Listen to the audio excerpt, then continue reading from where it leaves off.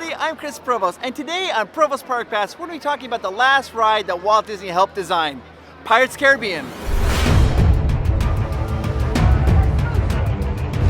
That's right, Disney pros. We are finally revealing the secrets of Pirates of the Caribbean. This ride is a must on any visit to Disneyland, and we're excited to show you all the reasons it's so special.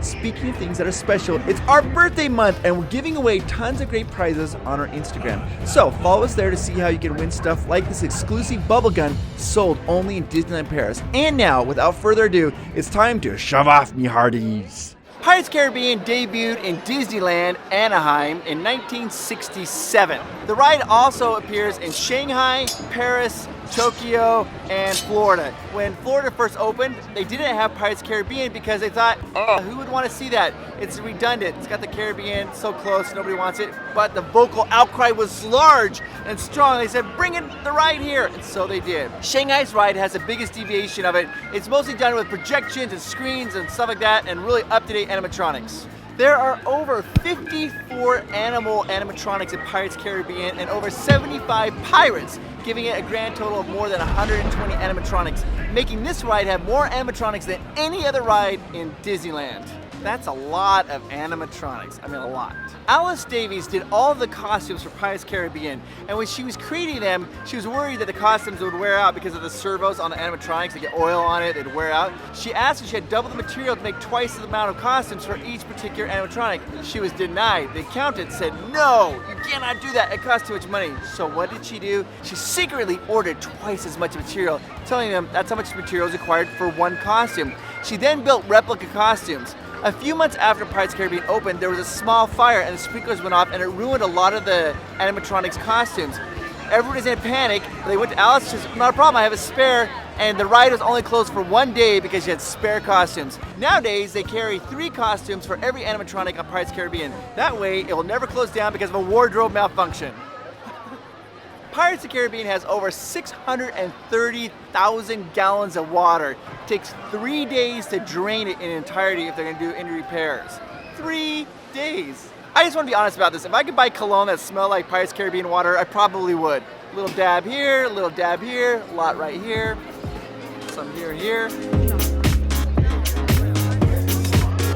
Despite the lackadaisical nature of Pirates, the cast members keep this ride ship-shape. In fact, it's one of the most efficient rides in Disneyland, with 39 boats running at a time and each boat holding 23 to 24 people. This ride at capacity can handle around 2,900 people per hour, which is why even if the queue seems a little long, the line is always moving.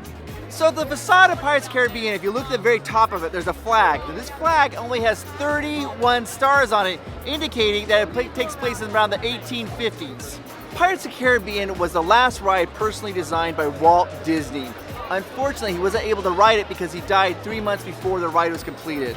Walt, I think you would have been proud of it though. It's an amazing ride.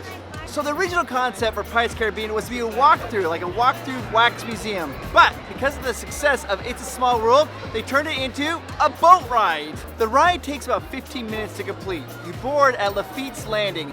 Lafitte was a pirate, a real pirate who fought along the U.S. Army in the War of 1812. And when you're loading, you can see some stuffed animals the cast members keep in the watchtower. After you board the ride, you go along, you'll see the Blue Bayou restaurant to the right, and you'll hear some banjo music of Oh Susanna and maybe Camptown Races. Then you'll be greeted by a skeleton head. After that, you go down the first drop, then you go down your second drop where you see pirate treasure off to the right-hand side. Also a little crab, look for the crab. After that, you'll see a wrecked pirates with rain coming down, and then some pirates playing chess. Interesting thing about that chessboard, it's unwinnable. They have the pieces set up so you cannot actually win the game, so they're in a classic stalemate. You can also see some pirates drinking some endless bottles of rum. If you look on the left-hand side, you'll see the captain's quarters where the captain's looking at a treasure map. Right beyond the captain's quarters, you will see the treasure room. Over 400,000 pieces of gold. At the end of the treasure room, look carefully, you'll see the cursed Aztec treasure that's seen in Pirates of the Caribbean movie. After that, you'll see Barbossa on the boat, the Wicked Wench, shooting cannonballs over your head to the fort. Now, they don't use real metal cannonballs. That would be pretty cool, though. I'd love that, but they don't do that. It's all done through magic. Whizzing wind, sound effects, and splashing of waters gives the illusion that cannonballs are flying over your head. In 1997, they did a huge refurbishment on Pirates of the Caribbean. Unfortunately, a lot of it was overshadowed. They did a lot of cool lighting. They have the shadow sword fights up on the wall. Most people remember that update as being the one where they reversed the pirates chasing the women, now the women chase the pirates. What's that? Why would the pirates run? Why would they run, right? Yeah. Why would they run? I don't even know. In 2006, they updated the ride again with the inclusion of Captain Jack Sparrow. Oh. Hey, man. How much does it cost to get a pirate to get their ear pierced? What are you showing me? I don't have any. My friend? It's a buccaneer. My eyes could roll any further in the back of my head, they would get stuck. Then they re-updated the ride again in 2018, adding Pirate Red. And they took out the auction for the winches. No more winch auctions. Red, the pirate character, is walking around the park. You can see her most days. After you pass Captain Barbosa, you're gonna enter the town of Isla Tesora. You'll see the mayor, Carlos, being lowered into a well of water. And they'll say they'll kill him if he doesn't reveal where the treasure is. But his wife says, "Don't be cheeky, Carlos." So he doesn't do it. He's been doing that ever since the ride started in 1967. Way to go, Carlos. You're hanging in there. Literally, he's hanging in there. After you pass through that, you'll see the pirates plundering and having a lot of fun. Then fire starts. The illusion of fire on Pirates of the Caribbean is very simple. It's just a piece of cloth with air blowing up with lights shimmering on it to give it the effect of a fire. It's been so effective that people have actually complained about real fire within the ride. Eventually you're gonna see one of the most iconic scenes of Pirates of the Caribbean, the dog with the key. You'll see the 3 pirates locked in a jail cell begging that dog to get that key. After that, you can see the drunk pirate singing "It's a Pirate's Life for Me" and shooting guns over your head at explosives, and they just don't even care because they're so drunk. There are 6 pirates in the ride that have names. Now, some people say there's only 4, some will say there's 5 or 6. You decide and tell me what you think. There's Captain Jack Sparrow, which you see. There's Carlos the Mayor, which is being lowered in the well. You Captain Barbosa, and you also see Bill the pirate. His name's Bill with the cats. Also, there's Red, but you never actually have anybody call her by name, and also Davy Jones, who's no longer in the ride, but you still hear his voice. So is it 4, 5, or 6 characters that have names in the ride? You tell me. When you're riding Pirates of the Caribbean, listen to the auctioneer. That's voiced by Paul Frees. He also does the Pillsbury Doughboy. Woo! There's some other amazing voice actors on Pirates of the Caribbean. The minstrel who plays the accordion and the guy who's hanging on the light post is voiced by Thurl Ravencroft. He is also the voice of Tony the Tiger. Great. And he's in the, It's a Haunted Mansion, right? The Haunted Mansion, the broken bust. Say yes. Yes. Hey, where do I get some sweet socks like that?